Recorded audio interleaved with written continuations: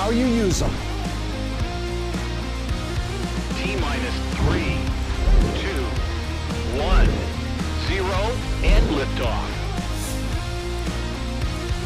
Hello, hello, hello. Welcome to the Biz Doc Podcast. Welcome also to 2024. Don't know about you, but I'm kind of glad that 2023 is in the rearview mirror. What Patrick was talking about, we were on the podcast, and Patrick was calling it the year of investigations. Boy, it sure was. But now, 2024, we're looking at this, and it's even worse. We're looking at it's probably the year of chaos. But in the midst of chaos, there can be order for you in your business. And let's see through the Biz Doc Podcast and case studies this year if we can't make 24 great for you. So what do we got? First of all, we got a couple things going on. We've got some interesting stats on autonomous cars. I've been covering a few of the covered Cruise. We talked a little bit about Waymo as part of Cruise. We've also talked about EVs that are autonomous. We're going to talk about some of those stats here first, and then we're going to get into the not so autonomous transportation, scooters. You've seen scooters, they're everywhere. We're going to cover Bird scooter and the bankruptcy, and more importantly, a little 0 to 60 on how Bird went from this to a whole bunch of broken scooters sitting in big piles and bankruptcy and trying to get their way out of it. And we're going to go look and see what we can do there. So let's start. Autonomous cars. Autonomous cars, self-driving cars, or as you people that follow Fisker, FSD, or Tesla, full self-driving. You hear the stories about that. Lucid's trying to do it, Fisker's trying to do it, and Tesla's been doing it for a while with a lot of tests. You see people bragging about it online, showing videos. Well, there's some interesting realities. So I've been doing a little research here, and I say, well, what's interesting about this? I think the public needs to be informed of what is and isn't happening so that you can be a good voter, you can be a good citizen, and you can be aware of it. So check this out. Let's go with the first chart here. The first chart's according to reports filed by the California DMV, by the companies that operate autonomous cars, like autonomous taxis. And not too many weeks ago, you saw my case study on Cruise, which is owned by General Motors, on some really bad things that happened. The autonomous cars drove into wet concrete and got stuck in a construction area. It also was trying to avoid one vehicle, but ran into a pedestrian and then backed up and rolled forward and dragged this woman down the street a little bit until people actually were able to stop the autonomous vehicle by stepping in front of it, got attention of its radar or whatever happened. But this poor woman was underneath the car. And Cruise lost its permit in California. A lot of bad things happening. So the industry likes to say, oh, these are just teething pains. Teething pains, that's somebody's mom, somebody's sister was underneath a frickin' Cruise taxi malfunctioning, dragging her down a frickin' street in San Francisco. That's a hell of a malfunction. So these folks have to file with Sacramento, which is the capital of California, for those of you listening internationally. And according to reports filed, autonomous vehicles wrapped up 5.7 million miles of testing in California in 2023. On one hand, that's good if autonomous vehicles are going to be here in the future and you want them to have these miles of testing, because it means it's miles of radar, miles of things, miles of knowledge, using AI to figure it out and get it right. So another poor person, or a dog or a cat or, wet concrete, it doesn't end up underneath freaking autonomous cars. Well, check this out. You know what? 5.1 million of the 5.7 miles were done with a safety driver in the car. And what a safety driver is, they sit in the driver's seat and they watch what's going on. They're not supposed to be texting, but they're supposed to be there to take control of the taxi. They're supposed to be watching and allowing it to operate autonomously as if it was a driverless taxi, but then grab on or hit the brake or do whatever they can and it's there. Now, sometimes these safety drivers, people have taken pictures of them, like texting and hanging out while the little taxi's going around. That's not what they're supposed to be doing. If you see that, take pictures, put them on Twitter, tag the hell out of them, and make them famous, because that's not what they're supposed to be doing. They're supposed to be there for your and my safety while they're working with these in a test environment. So 5.1 of 5.7 million miles was with a safety driver there. Interesting. Well, 2.9 million was run by Waymo. And Waymo is kind of below the, you know, the radar. People, a little bit of a pun there, people don't hear much about it, but Waymo ran 2.9 million miles of the 5.7. They're owned by Alphabet, also pronounced Google. And a lot of brains at Google, just like a Vault drink, unlock your brain. What do I got today? I got the cucumber mint today, baby. Ooh, my favorite. Changing it up a little bit. Everybody knows I love that blackberry, but I got cucumber mint today. You can get them on Amazon, by the way. You can buy yourself a 6-pack or 12-pack, go there. And there's also a watermelon. Watermelon's a great flavor.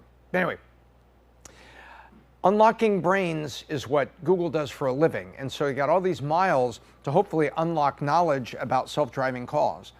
So I thought that was very interesting about how many million miles are out there with test drivers. So if you see like a Waymo taxi and there's no test driver in it, take a picture of it. I think they're allowed to do it in Phoenix. You know, I think, not sure, Phoenix, Scottsdale. But in California, I think safety drivers still have to be there. Nonetheless, we want safe taxis, driverless taxis, and we don't want big tech companies just to be able to take their money, give somebody a campaign donation, and get the driverless thing going without a lot of test miles. Think of it as FDA drugs. Some company comes out with a new drug for, you know, rashes that people are allergic to, soaps. I have a friend that's allergic to kind of the perfumes that are in soaps, and he only uses regular plain old white Ivory soap.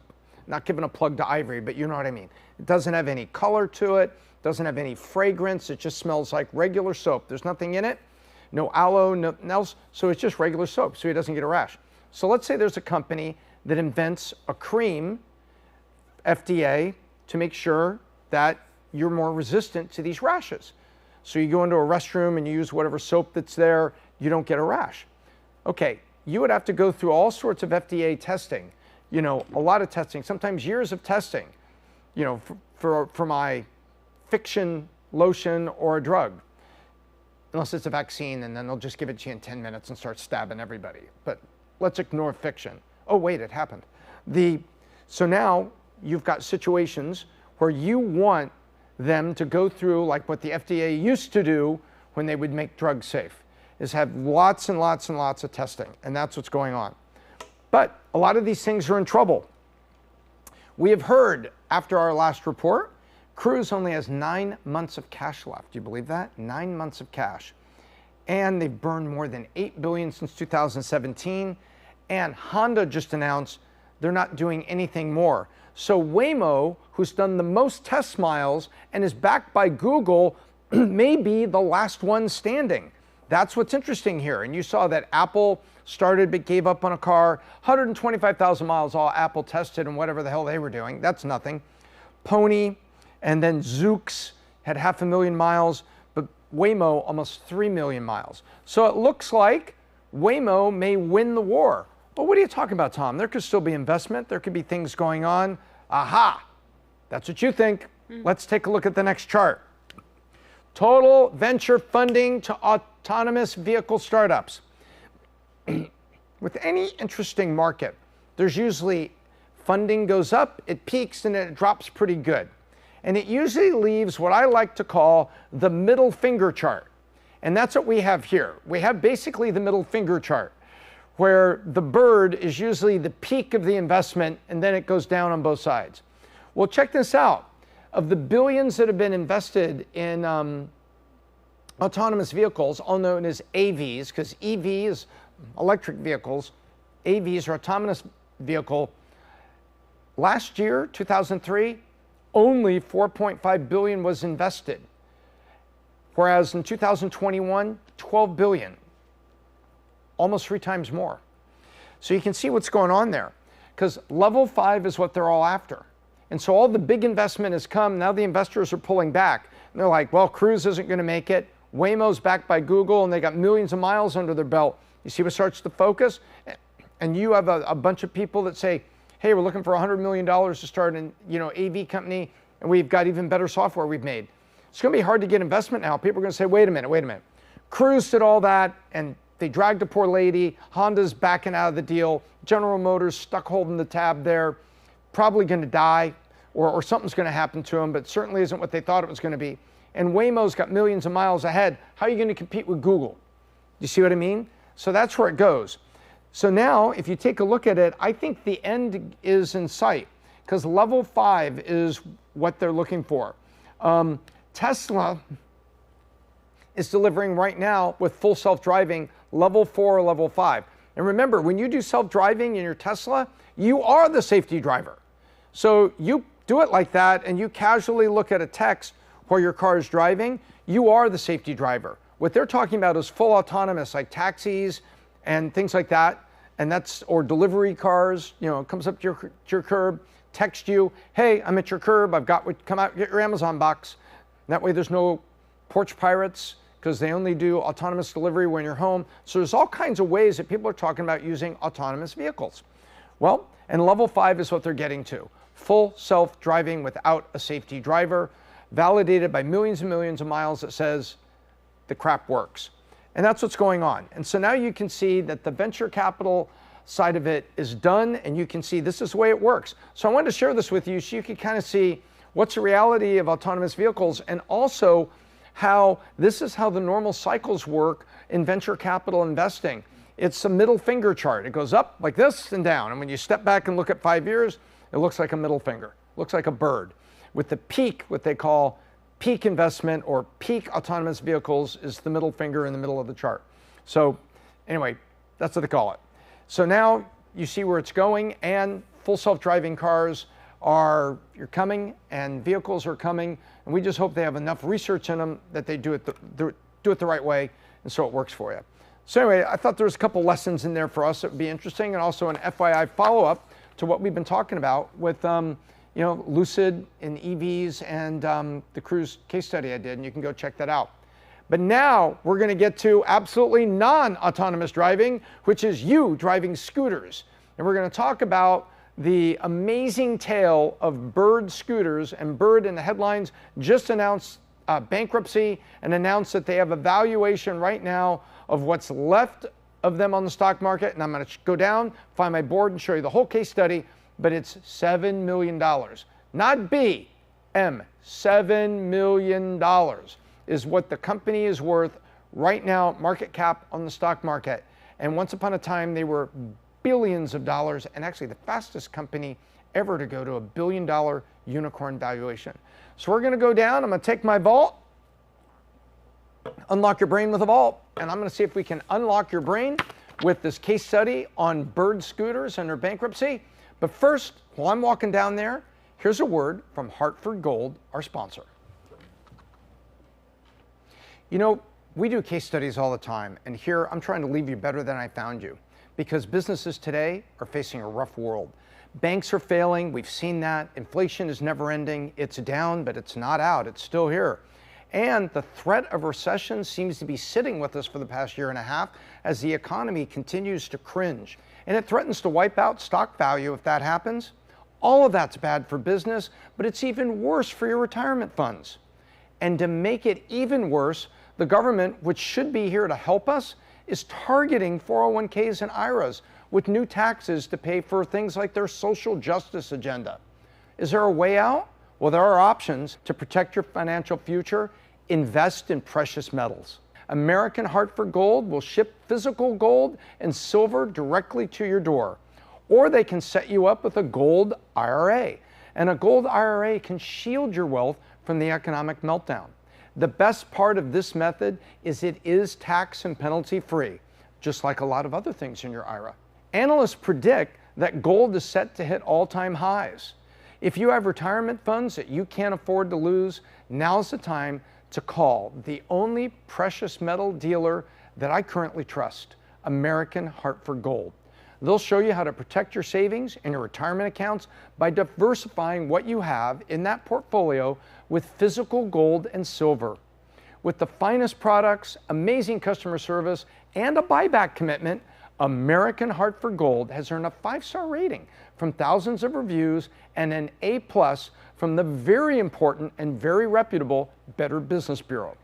Tell them the Biz Doc sent you, and they will give you up to $5,000 of free silver in your first order. Hey, that's a pretty good deal.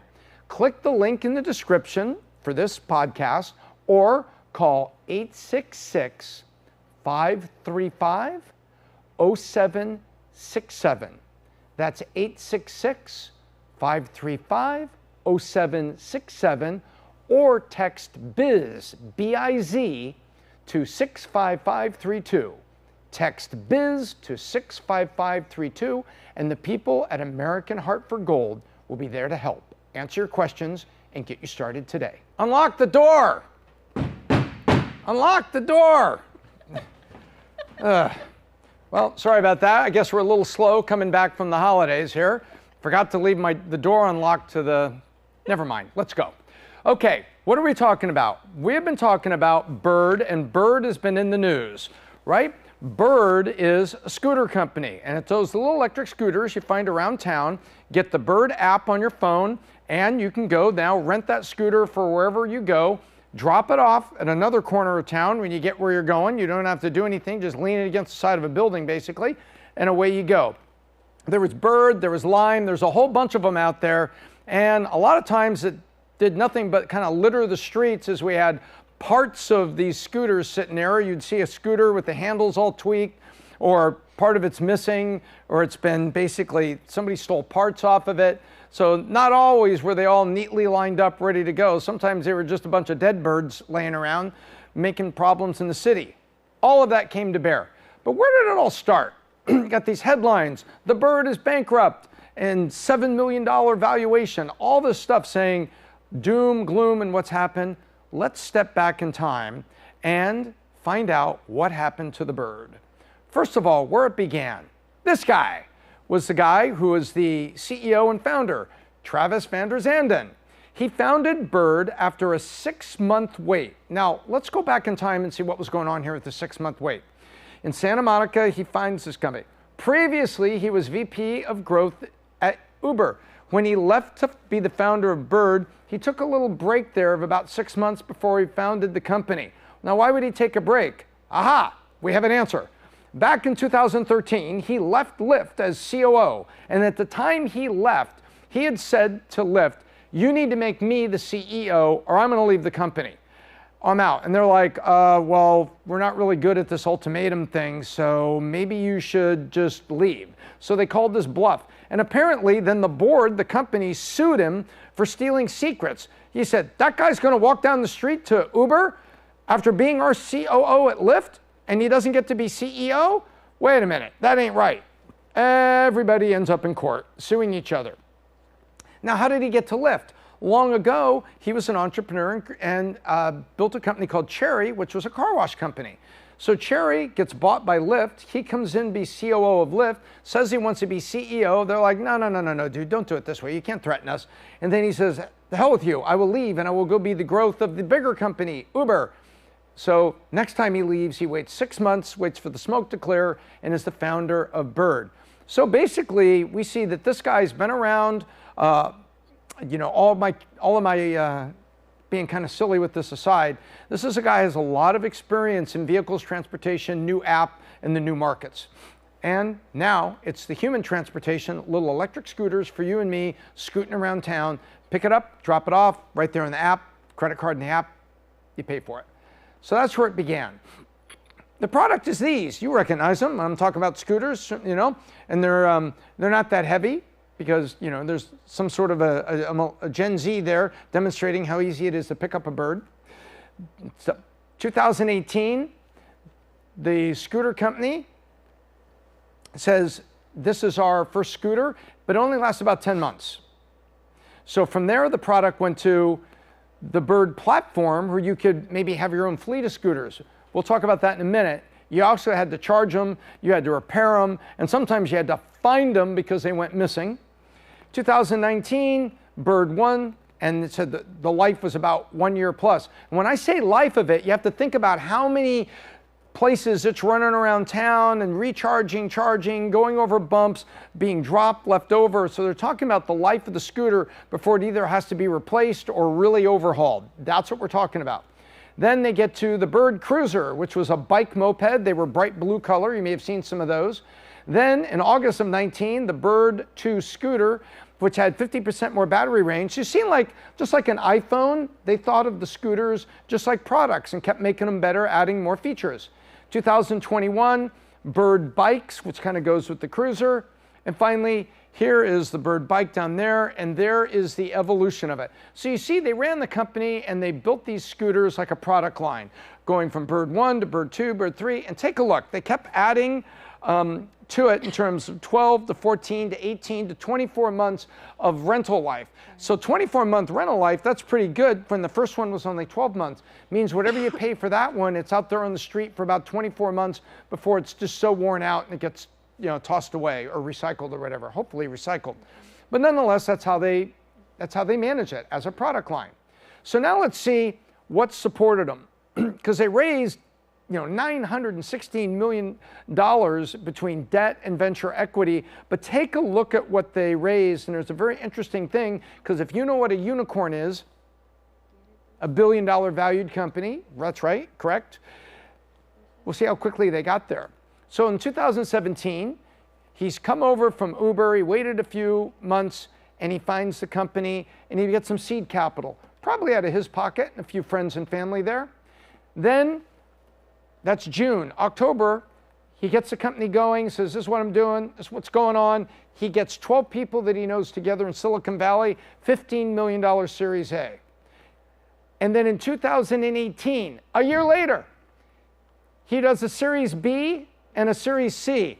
$100 million, look at October, November, December, January, February, March, $100 million raised Series B from Valor and Index. And then in June, $158 million Series C from Sequoia, Excel, Charles River Venture, and Greycroft, and 18 total friends.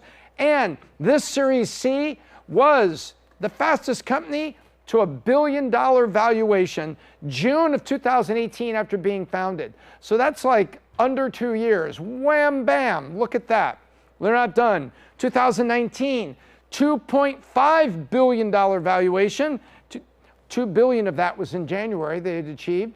And they did a Series D of $275 million with, from Sequoia, CPDQ, and a couple others.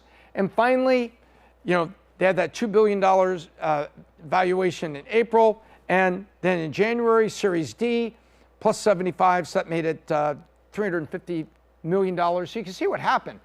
3 years, boom. And then they make an acquisition, 2020, acquired Cirque, and had 300 employees in 43 cities in 12 countries. Wow! So that is how they raise the money. That's a lot of money to be raising to do this. So something happened here, and this got a little bit of press. This is called the founder sell-in. Now, you saw on the last page how rapidly people were investing. So there was probably a lot of investors, a lot of venture capitalists that didn't get into the round because the round was full. But they really want to be part of scooters. And Bird is a guy that was at Lyft and Uber. It's a great story. And they're got that product line of scooters, appear to be out there running. Profitability would come later. Nobody's worried about that. They're worried about getting a footprint out there, getting those cities launched. Okay, when that happens, founder can usually sell in. Why? Here's why. You've raised $450 million in private rounds, and the CEO sold in a rumored $100 million or more. How does he do that? He says, well, look, there's no room for you in the round, but if some of you want to buy some from me, because I'm the founder and I own like 60% of the company, be my guest. So certain investors will say, tell you what, I'll buy $100 million from you for your shares. Now I'm in the company because there wasn't any room in the current investment. You follow that? No, we're only raising $158 million or $275 million. We have what we need. We're not raising any more. You have to wait till next time. I don't want to wait till next time. I want to invest now. And he says, wait a minute, maybe I'll sell you some. So this happens more than you think, but a founder selling in $100 million, I, as an investor, would be worried that that founder maybe would be a little bit distracted because I want him to be driving for the ultimate payoff that we're all driving for. Nonetheless, in a frothy market where things get exciting, you could have sell-in where there are outside investors willing to put that kind of money into the pocket of a founder, knowing full well that now he or she's flush with cash and maybe he isn't going to be as focused as they were a minute ago. You got to be convinced that they're just going to take the money, take some off the table, as they say, and now everybody else is there driving forward. You got to believe that's going to be happening. So what does he do? He buys homes. November, $8 million Santa Monica mansion that he would sell for $9 million 3 years later. Oh no, now he doesn't have a house. What does he buy? Check this out. $22 million Bel Air mansion. He bought it from Trevor Noah, right? And then he got tired of that. He listed it for $25 million in April 2021, dropped it back down to 19, less than what he sold it for, and then all the way May 2023, and currently hasn't sold yet. So he still owns that. Where does he live? He moved to Miami, to Coral Gables, Miami, $22 million mansion. Now, why do I bring this up? Because a lot of people say that this is distraction and this is things that are going on when he should be driving the company because they were trying to get scale, they were trying to get scope and footprint in multiple cities, and then profitability. But nonetheless, the founder sell-in was covered out there in a lot of news media covering venture that were saying, why did people let him do this? I would want him, maybe get him a couple $1 million, pay some taxes, do some things, get himself a place, put a little money in his pocket. But $100 million, that's like an exit. Nonetheless, they did it, and he went house hunting, and currently is still stuck with Trevor Noah's house that he's been unable to sell for what he paid for it. So if you're looking around, in the Bel Air area, and you can look up Trevor Noah's old house, there's a guy that's willing to sell it. So did I say frothy market? So frothy market. Well, let's talk about scooters. By July 2022, over $5 billion had been invested in 34 companies around the world. Lime, $935 million, founded in San Francisco. Bird, not only the amount I showed you, the additional amount taken up to 883, Santa Monica. And by the way, this is July 2022. So this is a year and a half ago, because we're sitting here at the very, very beginning of 24 now, which is 18 months after this. Gogoro, Taipei, almost more than $750 million, just over. And then Tier Mobility in Berlin, Germany.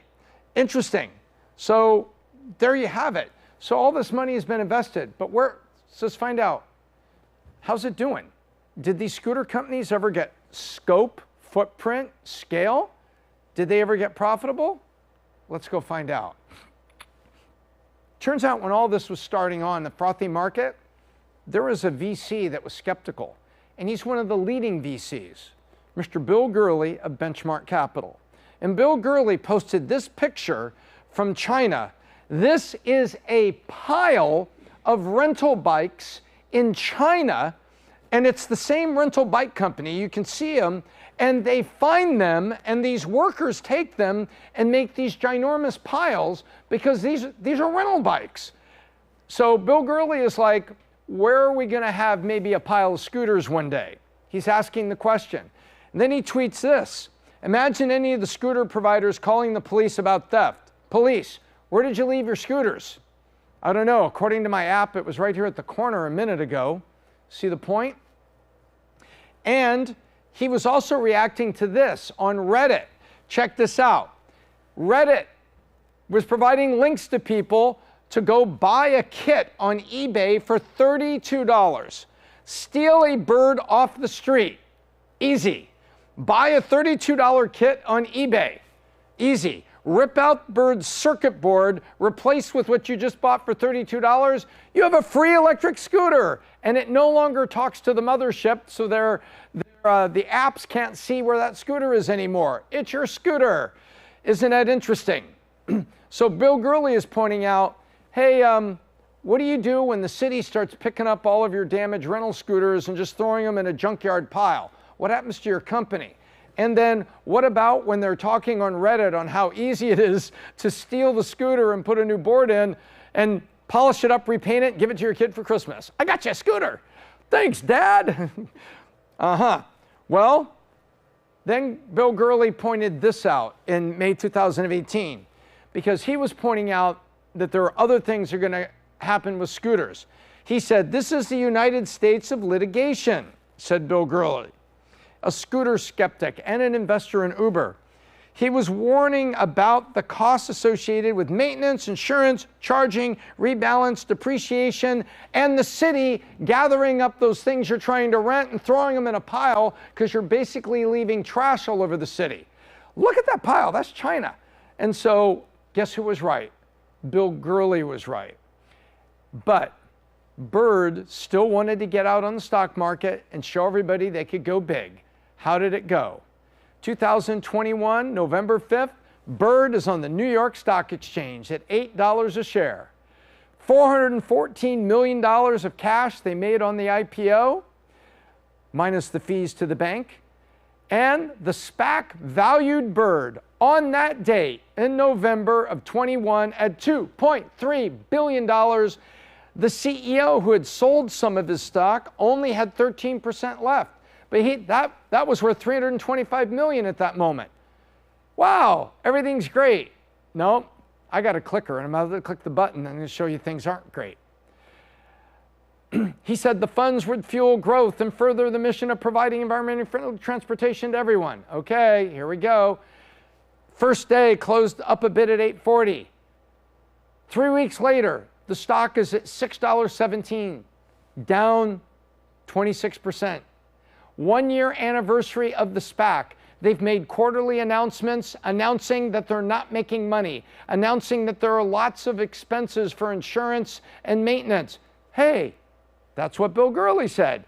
Announcing there's a lot of challenges with the rounding up scooters that have been stolen or broken or left at the side of the road. Hey, that's what the picture showed that bike rental was happening in China. And so it's trading at 25 cents a share. You believe that? And after the IPO, they went out and actually had to get more money, debt, $300 million of debt. Crazy. 33 million in November, 100 million in May, and 160 million in December of 22. So they went out and got 300 million debt on top of everything. And now they have a stock that is trading down at a nickel, 1 nickel, 5 cents. It's down 99.98% since it went out. So in 2023, the stock market called, says your stock is down so low, we're going to delist you. You can't do this. So they did a 25-to-1 stock split. You see that micro bump right here? Well, it didn't help. It didn't help. And on May 18th, they announced that. That was 1 to 25. So if you owned 100 shares, they sent you a letter that says now you own 4 because we're doing a 25-for-1 reverse split because they're trying to make the price go up by putting less shares out there. Well, September 22nd, NASDAQ called them and said, stop. Your market cap won't stay above 15 million. You are fired from the stock market, off the New York Stock Exchange, the glittering New York Stock Exchange. And then they went to the OTC, sometimes called as the over-the-counter or OTC or pink sheets. There's a lot of names for it, but it's basically for little tiny stocks with little tiny market caps, hoping someday to come to NASDAQ or New York Stock Exchange again, but living a life over there where the small, super high-risk offers live. Now, they should have seen this coming. There were bumps in the road. San Francisco regulated in 2018 scooters and only issued permits to skip and scoot.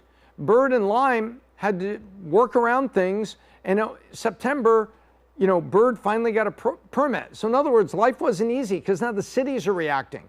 Pedestrians have gotten hurt, pedestrians have sued, pedestrians have reached out to the cities.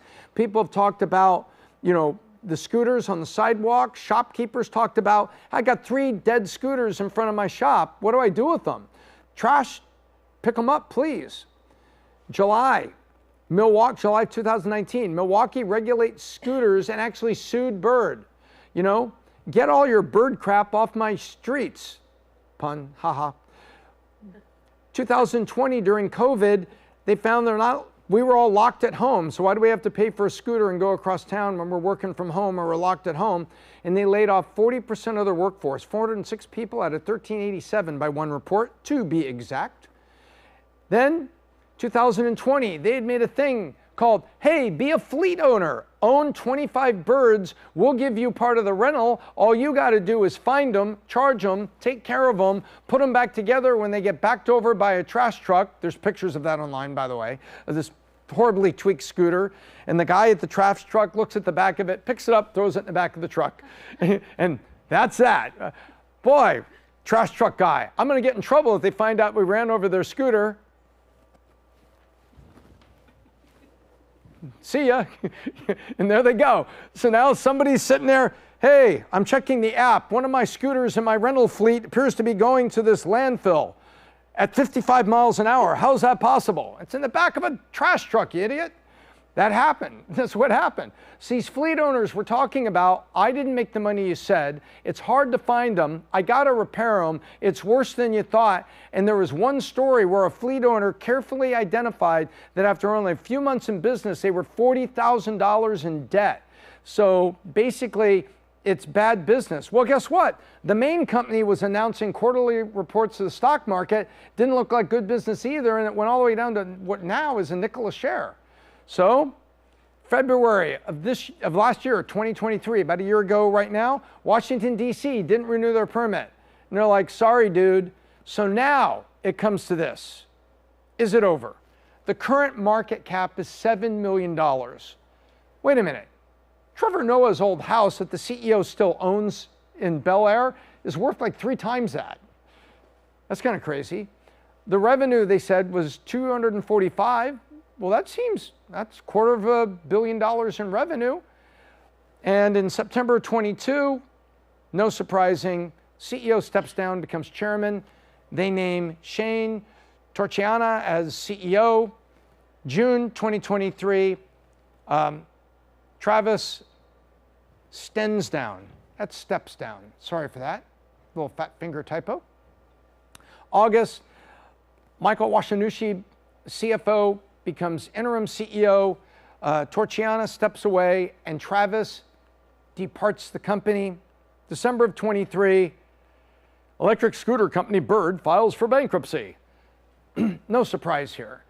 In their effort, they raised all that money to get scale, to prove that at some point in time, with enough cities and enough scooters out there, it would be profitable. None of those estimates come through. Those models existed. That's what those big investors were looking at, assuming they got out there. But those ended up being hurricane maps that were wrong. The hurricane didn't go over here. It hit them, it hit the company, and they just never made it for all the reasons we talked about. They pissed off cities. They got sued by Milwaukee. A lot of things going on, but they're still out there and they're still operating. So what are they going to do? They're going to restructure. Is there a path forward? Can they reduce it to enough cities that use these very, very much that they have enough volume sales to make it work? That's what they're trying to figure out in bankruptcy, and all that debt they got, they're trying to mark that down to get agreements from people, maybe to cut the debt in half, to turn it into stock, which is only a nickel, and maybe someday the stock will be up, don't know. But the financials are actually not encouraging. Take a look. 2020, you go from 115 to 241 to $293 million in revenue. This year, through 9 months, it's 132. And then you look at the net loss, 208, 214, 358. The net loss is down to 73. But also what we're understanding is they're operating a shell of themselves. And you can see the money that they spent, 2022. This is why, look at what happened to that stock. I mean, to go from here to here, and you say, well, we're acquiring companies, we had some things. It's not scaling. There's not a story in there that was working. And there's good people, that were trying to make it work. I mean, the people that are there are not dumb people. These are smart people. They're just trying to make this work, and it didn't. And it's not coming out in the numbers at all. So, what are the lessons for you and me? Now that we can see that Bird has gone here. And in bankruptcy, you know, they say they're going to try and, flip the company back to profitability. Well, I don't know. I don't think the best people out there are going to be able to flip this bird. And I think it's probably just heading for disaster. So here's something that I want you to think about. When you see these stories, you see all this stuff, remember one thing for your company, whether you're running a t-shirt company in Berlin or a technology company in California, solid financials always win. Sometimes it takes a while, but solid financials will win. You got to be profitable on each transaction. If you sell toys, what did it cost you to make? What does it cost you to ship? What marketing was in there? Did you make $1 selling that toy? And that's called unitary transaction. Do you make a profit on each unit you sell? Oh, we'll sell 100,000 of them and someday we'll put ads on the website and we'll do that. No, the eyeball models were out there. They didn't work either. Ad rates go down. That disappears. Solid financials always win. And this is a cautionary tale that you may read about VCs and VC money, how it travels in herds. And that's true, it does. But frothy markets sometimes are about having a play. Let me explain that. This is, for you and me, this is more of a curious, maybe education point about venture capital. If there's a really buzzy market, frothy market, like a bunch of VCs are interested in scooters, except Benchmark and Bill Gurley, that is. So you have them out there, everybody wants a play, everybody wants to get in. So much so that somebody was willing to buy shares from Travis and give him $100 million to get part of his ownership. Remember that? Because when it went public, he only owned 13% of the company. He was down to that. Frothy markets sometimes about having a play. All the people that give their money to venture capitalists to build the fund, hey, scooters are hot. Do we have a play in scooters? Yes, we do. We're in Lime. We're in Bird. We have a play. And so that, they push it. So sometimes the frothy markets, that's what that's about. And then lastly, know where your investment is going. If you're part of what we call friends and family, even putting $50,000, $25,000 into a convertible note or something, know where your investment is going. Because if there's any employee sell-in, that usually will reduce motivation. If your nephew says, I got a great idea, I put $50,000 into it, I'm trying to raise 100 grand, what are you gonna do with it? Well, first I'm gonna pay off $13,000 on a credit card. Wait, whose credit card is that? What's up with that? Wait, what is that? Know where your money is going. If your money is going to the founder in any way, and founders should be taking next to no salary, just enough to get healthcare benefits, they should be all in. Know where your investment is going. Ask about use of funds. You would be surprised how much sometimes goes to founders, even in early stage, to pay off debt. Now, if that's a loan that was taken to get the company to here, and all the investors know that $1 million coming in from 20 people, but 100,000 is going out to pay that debt, that's normal and natural. But if it's going to just help out a founder or something, you better know exactly where it's going, because being a startup is not an opportunity to get your student loans paid. It's an opportunity to drive forward and make something into a success. Whoops, one more. And on the other hand, a small sell-in is understood, but it's got to be short of somebody being able to buy Trevor Noah's $20 million house, $25 million house. And that is a lesson for you and me. So this has been, I think, a very interesting case study on how there is a lot of momentum and a lot of companies, a lot of players in a market, but nothing is proved to be scalable, profitable, growing company going forward. They've launched in more cities. They've put more scooters out there. A lot of people like you and me have benefited, been able to use those scooters. But has there been a great, growing, scalable, profitable, enduring company for the future? We haven't seen one yet. But we've seen a ton of venture capital money and public SPAC money and debt go through the shredder trying to make it happen. That's the story of Bird. I hope I left you better than I found you. I'm going to pick up my vault and head back to the studio and wrap up. All right, I hope you enjoyed that. I love the case studies. I love learning things together and basically helping you apply things for your business so I can truly leave you better than we found you. That's the goal of everything we do at Valuetainment. And if you like this case study, you can also go back and check out the one on cruise right here that I did a couple weeks ago, actually more than that, probably a month and a half ago, to see everything that happened and what that spells for autonomous vehicles. So check out Cruise or check out Lucid about EVs and AVs. And until next time, I'm Tom Ellsworth, the Biz Doc, and I hope I left you better than I found you.